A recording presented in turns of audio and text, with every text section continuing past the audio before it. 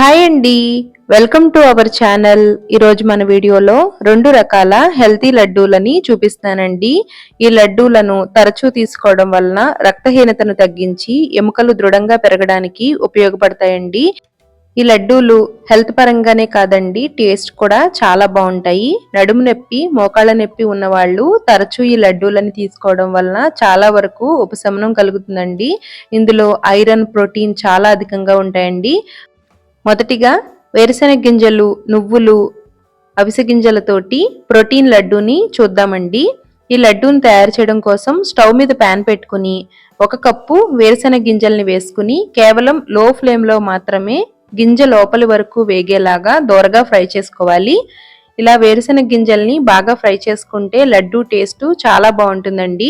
ఈ విధంగా వేరుశెనగ గింజల్ని పట్టుకుని చూస్తే పైన ఉండే పొట్టు ఈజీగా వచ్చేయాలండి. అంతవరకు వేరుశెనగ గింజల్ని లో ఫ్లేమ్లోనే ఫ్రై చేసుకోవాలి.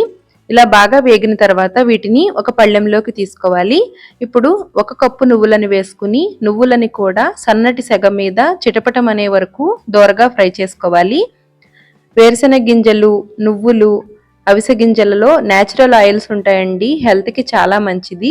ముఖ్యంగా ఈ నువ్వులలో మెగ్నీషియం ఉండటం వలన మన బాడీలో ఎముకలు స్ట్రాంగ్గా పెరగడానికి ఉపయోగపడుతుందండి. ఇలా నువ్వులు బాగా వేగిన తర్వాత వీటిని వేరొక పళ్ళెంలోకి తీసుకోవాలి. ఇప్పుడు 1 కప్పు అవిసె గింజల్ని వేసుకుని అవిసె గింజల్ని కూడా లో ఫ్లేమ్లోనే చిటపటం అనే వరకు బాగా ఫ్రై చేసుకోవాలి. ఈ అవిసె గింజలలో ఒమేగా 3 ఫ్యాటీ యాసిడ్స్ పుష్కలంగా ఉంటాయండి.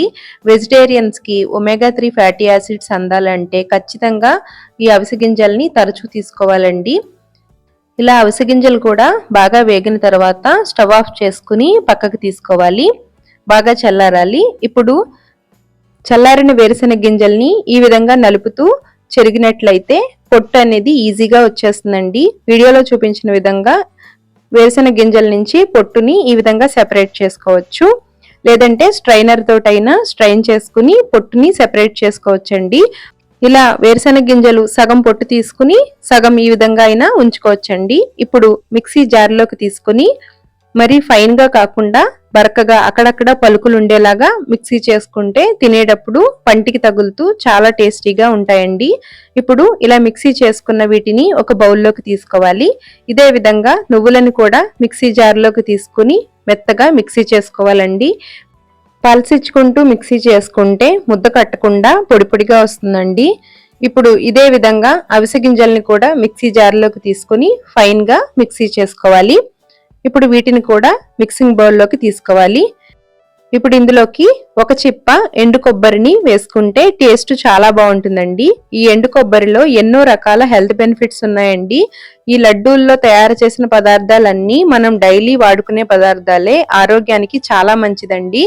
ఇప్పుడు ఈ ఎండు కొబ్బరిని కూడా ముక్కలుగా కట్ చేసుకోవాలి. ఇప్పుడు ఇందులోకి ఒక 6 వరకు యాలక్కాయలను వేసుకుని బరకగా మిక్సీ చేసుకోవాలండి. మరి ఫైన్గా కాకుండా ఈ విధంగా మిక్సీ చేసుకుంటే తినేటప్పుడు చాలా బాగుంటుంది. ఇప్పుడు వీటిని కూడా ఇదే బౌల్లోకి తీసుకోవాలి. ఏ కప్పుతోటైతే మొదటి నుంచి కొలుచుకుంటున్నామో అదే కప్పుతోటి 2.5 కప్పుల బెల్లాన్ని తీసుకోవాలండి. తీపి కరెక్ట్గా సరిపోతుంది. అంటే వేరుశెనగ గింజలు, నువ్వులు, అవిసె గింజలు అన్నీ కూడా ఒక్కొక్క కప్పు చొప్పున తీసుకున్నాం కదండి. 2.5 కప్పుల బెల్లం కరెక్ట్గా సరిపోతుందండి. ఇప్పుడు ఈ బెల్లాన్ని ఫైన్గా మిక్సీ చేసుకోవాలండి. మరీ ముద్దగా కాకుండా పల్స్ మోడ్లో పెట్టుకుని మిక్సీ చేసుకుంటే ఈ విధంగా ఉంటుందండి. ఇప్పుడు ఇందులోకి మనం రెడీ చేసి పెట్టుకున్న ఈ పొడిని కూడా వేసుకుని బాగా కలిసేలాగా కలుపుకోవాలి. మొదట ఉండకట్టడానికి వీలుగా ఉండదండి. ఇలా బాగా కలుపుకున్న తర్వాత మిక్సీ జార్లోకి తీసుకుని మరొకసారి మిక్సీ చేసుకుంటే ఈ విధంగా ముద్దగా ఉంటుందండి. ఇలా ముద్దగా అయిన తర్వాత కరిగించిన 4 టేబుల్ స్పూన్ల నెయ్యిని వేసుకుని కలుపుకోవాలి. నెయ్యి వద్దనుకుంటే స్కిప్ చేయొచ్చండి, కానీ నెయ్యి వేయడం వలన చాలా బాగుంటుందండి. రుచే కాదండి, ఆరోగ్యానికి కూడా చాలా మంచిది. పాతకాలంలో ఏ రెసిపీ చేసినా కూడా అందులో ఖచ్చితంగా నెయ్యి వాడేవారండి. అందువల్లే వాళ్ళ ఎముకలు అంత స్ట్రాంగ్గా ఉన్నాయి. మనం అన్నం తినేటప్పుడు కూడా ఫస్ట్ ముద్ద నేతితోటి తింటే చాలా మంచిదండి. ఇలా బాగా కలిసేలాగా కలుపుకున్న తర్వాత మనకి నచ్చిన సైజులో లడ్డూలుగా తయారు చేసుకోవాలి. చూసారు కదండి, తక్కువ ఖర్చుతోటి ఎన్నో హెల్త్ బెనిఫిట్స్ ఉన్న టేస్టీ అండ్ హెల్తీ లడ్డూని ఏ విధంగా తయారు చేసామో మీరు కూడా డెఫినెట్ గా ఒకసారి ట్రై చేసి ఎలా వచ్చిందో కామెంట్ చేయండి. చాలా బాగా కుదిరిందండి. ఇప్పుడు రాగి లడ్డూని చూద్దాము. ఈ రాగి లడ్డూని తయారు చేయడం కోసం స్టవ్ మీద ప్యాన్ పెట్టుకుని 2 టేబుల్ స్పూన్ల నెయ్యిని వేసుకోవాలి. నెయ్యి కరిగిన తర్వాత 2 టేబుల్ స్పూన్ల చిన్న ముక్కలుగా కట్ చేసి పెట్టుకున్న జీడిపప్పు, చిన్నగా కట్ చేసి పెట్టుకున్న 2 టేబుల్ స్పూన్ల బాదం తరుగుని వేసుకుని లో ఫ్లేమ్ లో దోరగా ఫ్రై చేసుకుని పక్కకు తీసుకోవాలి. ఇందులో ఉన్న నేతిలోనే 2 కప్పుల రాగి పిండిని వేసుకుని లో ఫ్లేమ్ లోనే రాగి పిండి కమ్మటి వాసన వచ్చేలాగా ఫ్రై చేసుకోవాలండి. మన ఛానల్లో రాగులతోటి చేసిన హల్వా రెసిపీ కూడా ఉంది. ఎండ్ స్క్రీన్ లో లింక్ ఇస్తాను, ఒక్కసారి చూడండి. ఇలా రాగిపిండి బాగా వేగిన తర్వాత స్టవ్ ఆఫ్ చేసుకోవాలి. స్టవ్ మీద నుంచి పక్కకు తీసుకోవాలండి. లేదంటే ఆ ప్యాన్ వేడికి, పొయ్యి వేడికి మరికొంచెం కలర్ మారే అవకాశం ఉంటుందండి. ఇలా స్టవ్ మీద నుంచి దించిన తర్వాత 1/2 కప్పు ఎండు కొబ్బరి పొడిని వేసుకుని మొత్తం అంతా బాగా కలిసేలాగా కలుపుకోవాలి. ఎండు కొబ్బరి వేయడం వలన చాలా టేస్టీగా ఉంటుందండి. ఎండు కొబ్బరి ఇంకా పచ్చి కొబ్బరిలో కూడా ఎన్నో రకాల హెల్త్ బెనిఫిట్స్ ఉన్నాయండి. ఇవన్నీ కూడా న్యాచురల్ ఆయిల్స్ కాబట్టి మన శరీరానికి చాలా అవసరం. ఖచ్చితంగా ఇవన్నీ తినాల్సిన పదార్థాలండి. ఇప్పుడు బెల్లాన్ని కరిగించుకోవడం కోసం స్టవ్ మీద ప్యాన్ పెట్టుకుని 1/2 కప్పు వాటర్ వేసుకుని 1.5 కప్పుల బెల్లాన్ని వేసుకుని బెల్లాన్ని కరిగించుకోవాలి. బెల్లం కరిగితే సరిపోతుందండి, ఎటువంటి పాకం అవసరం లేదు. ఈ విధంగా బెల్లం కరిగిన తర్వాత ఫిల్టర్ చేసుకుని ఒక బౌల్లోకి తీసుకోవాలి. ఇప్పుడు మనం ఫ్రై చేసి పెట్టుకున్న రాగి పిండిలో ఈ కొద్దిగా బెల్లం వాటర్ ని వేసుకుని కలుపుకోవాలి. ఒకేసారి వేయకుండా కొద్దిగా వేసుకుంటూ కలుపుకోవాలండి. ఇలా బెల్లం వాటర్ అంతా వేసిన తర్వాత చేతులతోటి మొత్తం అంతా బాగా కలిసేలాగా కలుపుకుంటే బాగా కలుస్తుందండి. గరిటెతోటి అయితే అక్కడక్కడ సరిగ్గా కలవదు కదా, అందువల్ల చేతులతోటి కలుపుకుంటే బాగా కలుస్తుందండి. ఈ విధంగా మొదట డ్రైగా ఉంటుందండి. కలుపుతూ ఉన్నట్లయితే ఆ వేడికి చెమ్మగా అనిపిస్తుంది. ఈ విధంగా ఉన్న తర్వాత ఇప్పుడు వేయించిన వేరుశెనగ గింజల్ని కచ్చపచ్చగా దంచుకుని వేసుకోవాలండి. అలాగే నేతిలో ఫ్రై చేసిన జీడిపప్పు, బాదంని వేసుకోవాలి. ఇప్పుడు ఇందులోకి ఒక 1/2 టేబుల్ స్పూన్ వరకు యాలకుల పొడిని వేసుకోవాలండి. ఈ లడ్డు మంచి రుచిగా రావాలి అంటే జాజికాయని ఈ విధంగా చిన్నగా పౌడర్ చేసుకుని వేసుకుంటే చాలా బాగుంటుందండి. ఇప్పుడు ఇందులోకి కరిగించిన నెయ్యిని 2 టేబుల్ స్పూన్ల వరకు వేసుకుని లడ్డూలుగా చుట్టుకోవాలండి.